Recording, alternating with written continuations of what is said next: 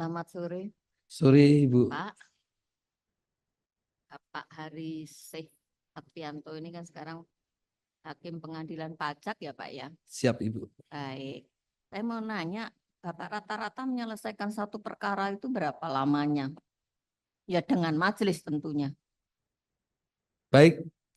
Kebetulan beberapa bulan yang lalu sedang ada penelitian atau eh, beban kerja, Bu. Ada analisis beban kerja yang dilakukan oleh Sekretariat Pengadilan Pajak. Itu hakim rata-rata berbeda-beda, Bu. Berbeda-beda. Kalau saya sendiri, kalau kasusnya yang tadi saya cerita ke Bapak hadapi, Bapak Binsiat itu, kalau PBH Badan saya mungkin seminggu baru selesai, Bu. Tapi kalau PPN 2 jam selesai untuk 12. Gitu. Jadi ini betul, memang harus dibuat suatu ukuran yang khusus. Tapi secara rata-rata, Ya. mungkin ada PBH Badan pun ada yang ringan, ada Ya. juga yang sangat kompleks. Baik, kalau misalnya sangat kompleks itu berapa lama?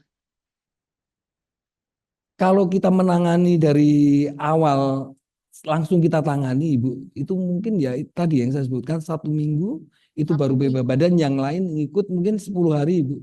10 hari kerja. Baik. Baik, ini kan ada laporan, Pak, tentang perkara gugatan dalam perkara antara PT Prima Nusa Jaya Abadi melawan Dirjen Pajak. Ini sudah cukup lama, Pak. Jadi di register di Pengadilan Pajak itu sudah tahun 2002, Pak. Tepatnya nomor registernya itu 011623.9/2022. Ini sampai sekarang menurut laporan tuh belum selesai. Oleh karena itu saya mohon penjelasan, Pak. Baik, Ibu, terima kasih, mohon izin untuk menjelaskan.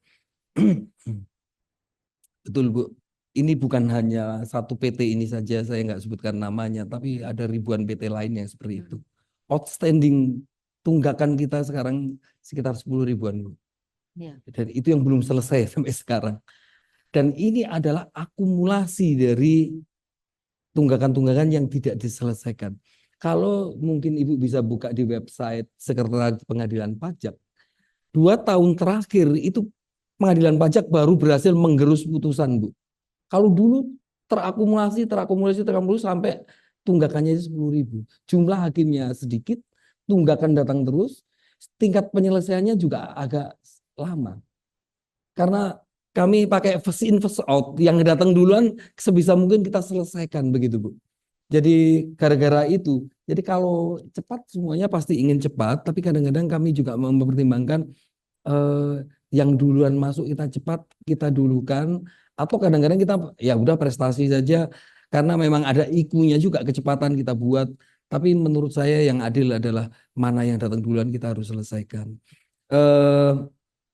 Kemudian kalau ini terjadi memang betul melebihi. Walaupun pasal 81 itu 12 bulan harus sudah selesai sejak surat banding masuk. Tapi sampai sekarang kami banyak yang tidak. Bukan saya aja, dan secara rata-rata di Pengadilan Pajak tidak sanggup menyelesaikan itu karena akibat akumulasi tunggakan tadi.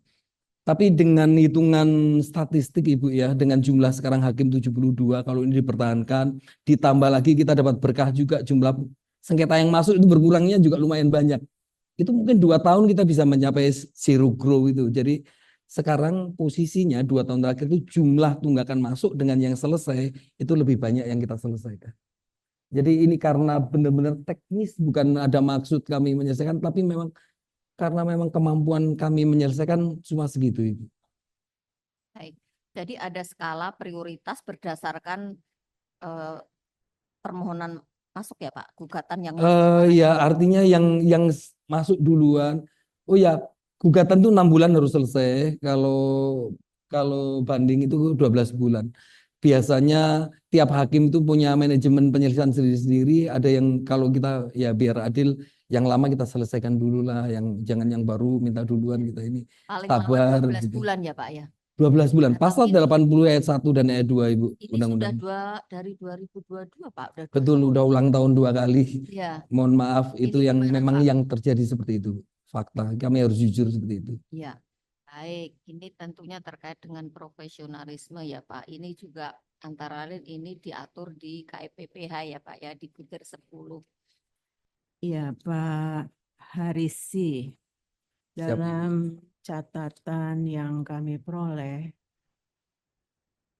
Bapak pernah ya sudah menandatangani putusan, tapi ternyata ada kesalahan dalam putusan. Coba pernah begitu ya? Sehingga bagaimana Pak penyelesaiannya pada saat itu? Baik Ibu, ini kesalahan manusiawi sering juga dilakukan, bukan hanya pernah Bu, saya harus jujur mengaku sering. Dan majelis saya itu sering harus melakukan sidang acara cepat untuk pembetulan putusan. Karena hukum acara pengadilan pajak tidak memungkinkan kita melakukan renvoy terhadap putusan. Kita coret para penanda tangan, tidak memungkinkan semuanya harus melalui sidang acara cepat. Jadi kalau yang sifatnya salah tulis, salah hitung, yang sifatnya berupa kesalahan manusiawi, salah belum memasukkan unsur. Saya pernah juga gara-gara belum memasukkan tanggal masuk putusan banding, tanggal masuk permohonan banding, tidak masuk di dalam putusan. Saya terpaksa harus melakukan sidang acara cepat untuk sidang pembetulan putusan, yang sidang putusan tadi menjadi satu kesatuan dengan putusan yang dibetulkan itu. Jadi Ibu betul, saya harus jujur mengakui, bukan hanya pernah tapi sering Ibu. Karena banyaknya putusan dan banyak juga masalah angka-angka, penjumlahan matematis. Itu kadang-kadang beda 1 rupiah saja jadi alasan pihak-pihak untuk menunda eksekusi, Bu. Sehingga mereka minta. Ya itulah. Tapi memang karena terbukti salah ya kami harus membetulkan. Hukum acaranya memang menghendaki seperti itu. Baik, pertanyaan saya ini semuanya akan terkait pada kode etik dan integritas. Saya melanjutkan yang barusan sudah dijawab oleh Bapak. Kalau putusan sudah ditandatangani, berarti yang bertanggung jawab siapa? Yang penandatangan. Dalam hal ini hakim. Ada Ya. hakim dan panitera. Ya, hakim bertanggung jawab atau tidak? Hakim bertanggung jawab. Salah satu pertanggungjawaban kami adalah kami harus menyidangkan sidang pembetulan putusan kalau memang terbukti bersalah. Iya. Kalau dikaitkan dengan ketentuan dalam kode etik hakim, Pak, ya prinsip mana yang menyatakan bahwa hakim seharusnya tidak melakukan sebagaimana yang tadi kita sudah bahas bersama. Betul Ibu, mohon izin mungkin prinsip profesional itu Ibu, bahwa hakim itu memang harus selalu meningkatkan kemampuan, keterampilan, dan dalam butir tersebut ada satu butir yang hakim itu harus bisa menghindarkan terjadinya kesalahan-kesalahan tersebut. Itu mungkin Jelas ya? satu karena udah terjadi dan saya memang harus mengakui berapa kali saya harus sidang acara cepat untuk pembetulan tersebut. Baik. Tadi Bapak mengatakan sebagai akibatnya harus sidang lagi begitu ya untuk Sidang mengkoreksi. acara cepat. Ada lagi ketentuan dalam kode etik hakim, ada prinsip lagi yang lain yang menunjukkan bahwa itu Bapak lakukan karena memang prinsip dalam KIPPH menyatakan itu memang harus dilakukan oleh hakim. Prinsip apa lagi, Pak? Tadi Bapak Prinsip sudah lagi adalah menyebutkan prinsip profesionalisme. disiplin Ibu. Di profesionalisme jelas harus Ya, menghindarkan kesalahan. selain Di disiplin, profesionalisme, disiplin, ada disiplin lagi, Pak? hakim itu harus mengikuti hukum acara sehingga dapat melakukan penerapan hukum dengan benar. Ada satu lagi? Yang menyangkut Prinsip bertanggung jawab ya, Pak. baik. Baik. Bertanggung jawab, kalau bertanggung jawab memang akibat hukumnya saya harus menyidangkan kembali. Terima kasih.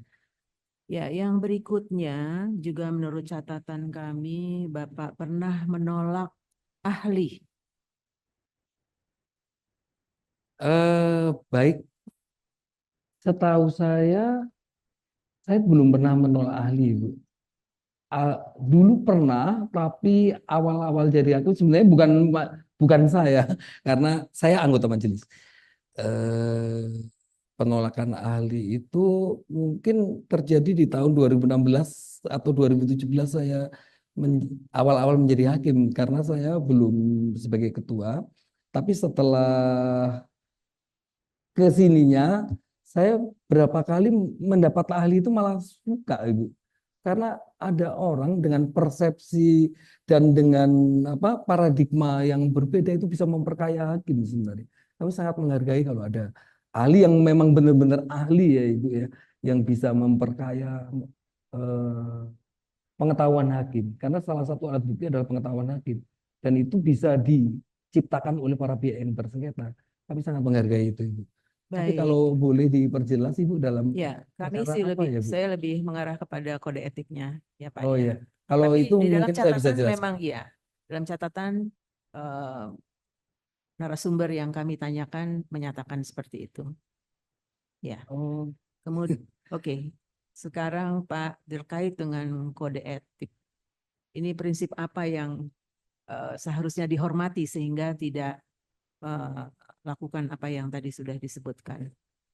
baik Ibu, saya lebih cenderung untuk mengatakan itu prinsip adil ya Bu ya, bahwa para pihak itu didengarkan keterangannya, kedua belah pihak itu mempunyai hak yang sama. Atau asas audi atau alterar partem, bahwa ini adalah hak para pihak untuk menghadirkan ahli untuk didengarkan oleh hakim. Ada azas audio alteram in partem di dalam kode etik hakim kita? Ada Bu, di asas adil itu yang bagian kedua yang harus mendengarkan para pihak. Adanya di Undang-Undang Kekuasaan Kehakiman ya Pak. Wawasan keagamaan Oke. juga ada. Kalau di dalam kode etik hakim apa tepatnya istilah yang digunakan? Hakim harus mendengarkan kedua belah pihak. Tadi adil itu istilah apa yang biasa digunakan? Bagaimana Ibu? Mohon maaf. Bapak sudah menyebutkan adil, sehingga istilah yang lebih tepatnya apa itu dibandingkan audio alteram in partem? Imparsialitas ya Pak. Oh baik, Baik. impartiality ya Bu. Ya. Oke, yang berikutnya apa yang ketiga? Ketika tadi ada isu tentang menolak kehadiran saksi ahli, ini alasannya adalah hakim sudah ahli, gitu ya. Nah, kalau menurut Bapak pernyataan seperti itu pas atau tidak menurut kode etik hakim? Menurut saya tidak Ibu. Jadi hakim itu harus rendah hati. Jadi itu adalah selalu sikap rendah hati, melanggar KIPP yang rendah hati itu harus, dan juga arif bijaksana ya. Hakim itu harus sabar, jujur, dan bertenggang rasa. Jangan dicampur-campur Pak. Rendah hati itu Saya satu rendah hal. hati lebih. Arif bijaksana satu hal. Iya, iya. Oke. Lebih ke Jadi rendah yang hati mana karena rendah hakim hati? memang Coba harus Bapak rendah hati. tolong uraikan makna dari prinsip rendah hati itu apa? Baik Ibu, rendah hati itu hakim harus sadar bahwa dirinya itu manusia ciptaan yang selalu ada kesalahan, bisa melakukan kesalahan. Tetapi dengan kesadaran tersebut hakim harus berusaha memperbaiki diri, terus belajar, meningkatkan pengetahuan, meningkatkan keterampilan agar bisa menutupi kelemahan-kelemahan tadi. Dan sikap rendah hati itu akan membuat hakim itu bertenggang rasa. Dia bisa menghargai orang lain, mendengarkan orang lain, tidak mencari popularitas dan sebagainya Ibu. Jadi ini terkait dengan bagaimana kita membawa diri kita, menanggapi diri kita, bisa menghargai orang lain, bisa juga menghargai pendapat orang lain. Baik, terima kasih Pak Harisi. Terima Saya kasih Ibu. kembalikan pada Pak Ketua. Terima kasih panelis. Saudara calon, perkenalkan nama saya Alessandro Rey dari IP5I, Perkumpulan Profesi Pengacara dan Praktisi Pajak Indonesia. Saudara calon, saya akan bertanya mengenai dua hal. Yang pertama mengenai kepabeanan, yang kedua mengenai pajak. Kenapa kepabeanan? Tadi disampaikan bahwa kemungkinan kalau Anda lolos, maka Anda akan juga memeriksa perkara kepabeanan atau perkara cukai di Mahkamah Agung.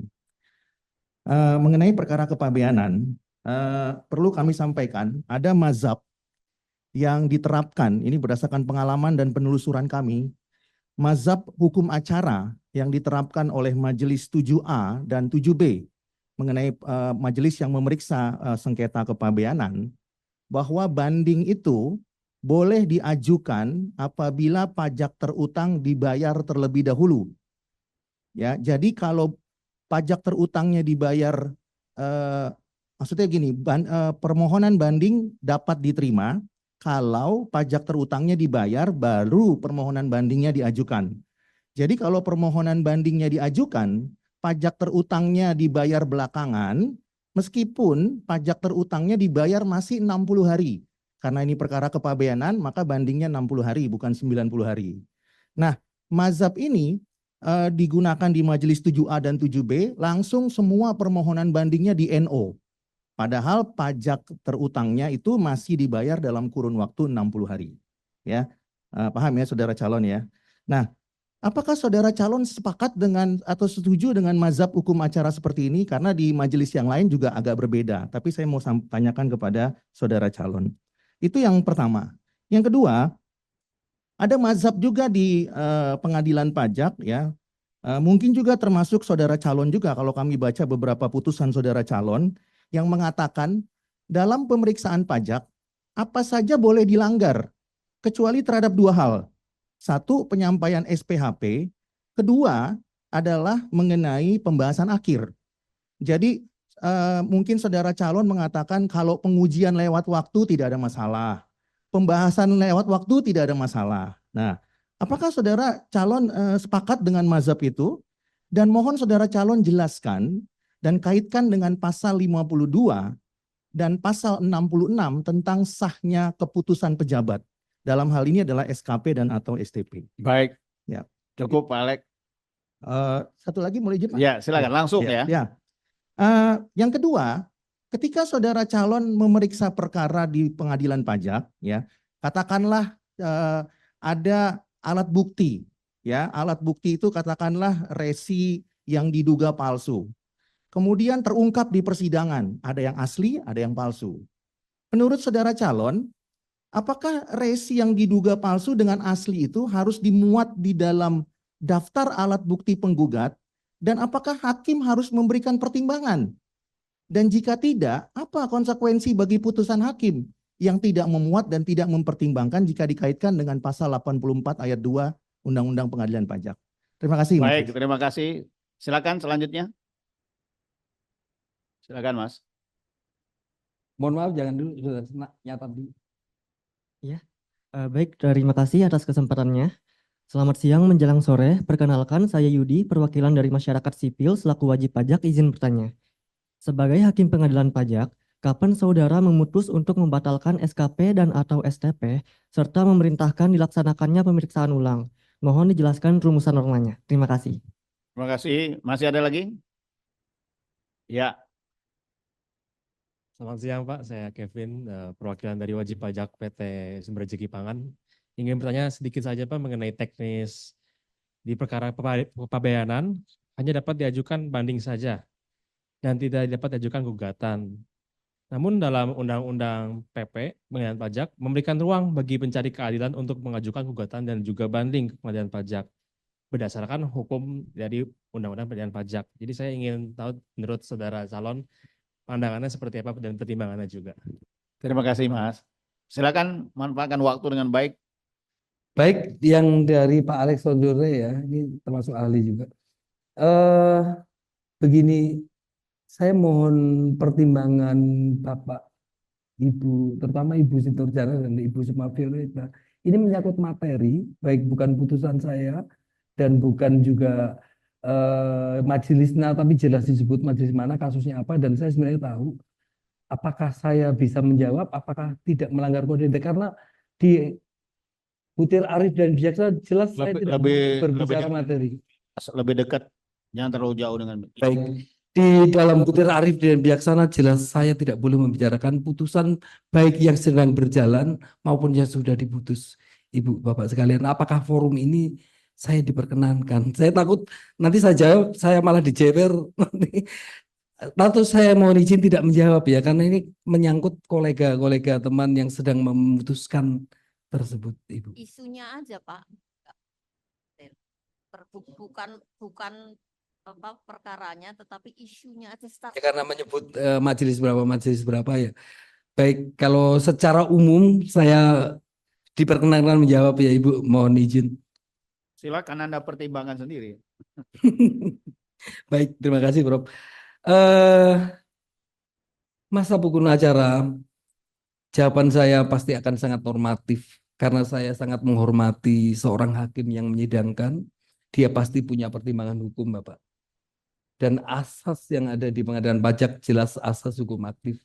Pertimbangannya itu adalah negatif, bewits itu ya, itu negatif terhadap peraturan perundang-undangan. Jadi hakim itu boleh menentukan sendiri. Ketika hukum acara itu sudah mengatur, tetapi untuk menentukan apakah bukti itu bisa dipertimbangkan apa tidak, itu kembali ke pasal 68 bahwa hakim itu yang menentukan siapa yang membuktikan, apa beban pembuktiannya dan pembuktiannya seperti apa, penilaian pembuktian itu diserahkan pada hakim. Dan ini bukan hanya di Undang-Undang Pengadilan Pajak, ini juga di Undang-Undang TUN juga mengatur hal yang sama. Nah, jadi kalau misalnya ada yang disebutkan mazhab-mazhab tadi, saya rasa itu adalah prerogatif atau hak dari hakim tersebut ketika mereka harus mempertimbangkan seperti apa. Walaupun betul saya mengetahui keprihatinan Anda bahwa ini akan timbul banyak diskresi putusan, tidak ada kesatuan hukum. Dan itulah yang sebenarnya saya berharap dari Mahkamah Agung memberikan penyatuan hukum. Kalau misalkan ini fungsi dari pembinaan teknis peradilan nanti di Mahkamah Agung itu harus diberikan arahan dan sebaiknya seperti apa tanpa mengurangi independensi dari hakim. Saya rasa itu yang bisa saya jawab ya dari pertanyaan pertama, baik itu masalah SPHP itu juga seperti itu. SPHP ada satu yang mungkin ini untuk pendidikan pengetahuan masyarakat juga. Apakah setiap kesalahan prosedur bisa membatalkan suatu keputusan tata usaha negara? Itu hakim punya teori sendiri untuk menguji. Adalah teori pengulangan. Andai kata diulang dengan prosedur yang sama, tetapi yang tadi dikatakan salah itu dilakukan, hasilnya sama apa tidak? 1 menit. Kalau hasilnya sama, berarti kesalahan prosedur tadi tidak berpengaruh terhadap materi. Itu dari teori-teori tentang bagaimana menguji apakah suatu kesalahan prosedur bisa membatalkan substansi. Jadi perlu disadari juga pengadilan pajak itu selalu mengedepankan kebenaran-kebenaran yang sifatnya substantif. Demikian juga peradilan tata usaha negara dalam prinsip umumnya seperti itu. Demikian juga yang diarahkan dalam hasil rapat pleno maupun dari putusan Mahkamah Agung yang kami pelajari. Demikian kira-kira, Baik, Prof. Terima kasih.